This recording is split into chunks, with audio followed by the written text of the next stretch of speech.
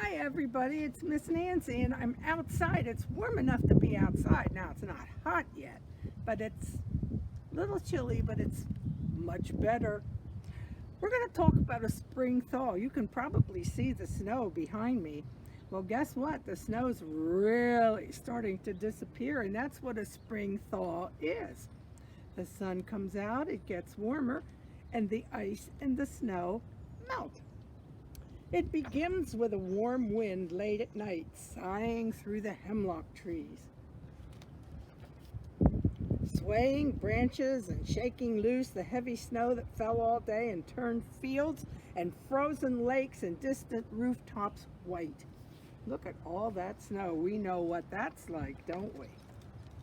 The old house begins to creak as wooden floors breathe in the warm, moist air, and water trickles from the roof, drop by drop, off of the icicles. A raccoon stirs in its winter den and then climbs up into the snow, its dark eyes shining in the white light of the rising moon. Look, here comes Ricky Raccoon out of his den.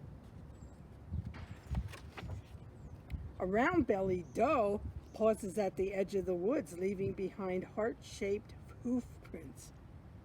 There's a mommy deer. By morning, thin streams of water snake down the window panes, and a cardinal sings from the branch of a pine tree, and then darts across the barnyard to peck at kitchen crumbs which are scattered over the melting snow. Look at the birdies coming to eat the crumbs. Do you throw crumbs out for birds? Miss Nancy does. Crumbs and corn. A wagon leaves the barn, its narrow wheels cutting deeply into the snow, turning it brown. The horse's hooves grow muddy because the snow is melting.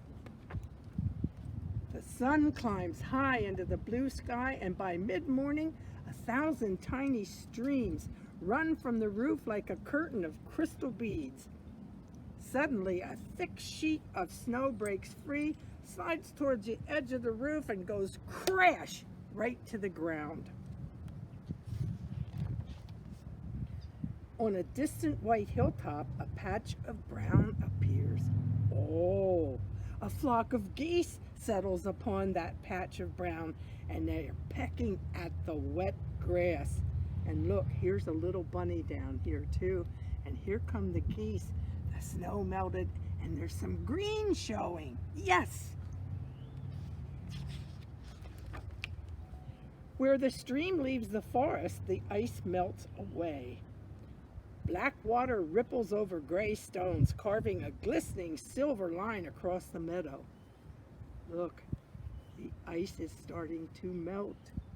All afternoon, the frozen lake echoes with the snapping and cracking of its icy surface.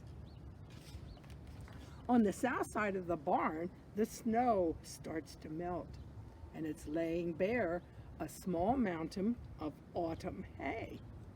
3-week-old lambs burrow into the hay, and they fall asleep. Oh, little lammies go in this pile of hay for a nap. By late afternoon, the maple buds glow faintly red, and the buckets hanging on the syrup on the trees from syrup spiles spill over into the snow. See these buckets here?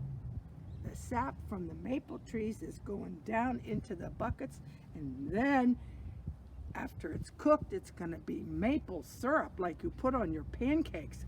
Yum, yum. Did you know maple syrup comes from trees? The wagon stops along the edge of the wood. 2 by 2, the buckets are collected and emptied and then hung back on the trees.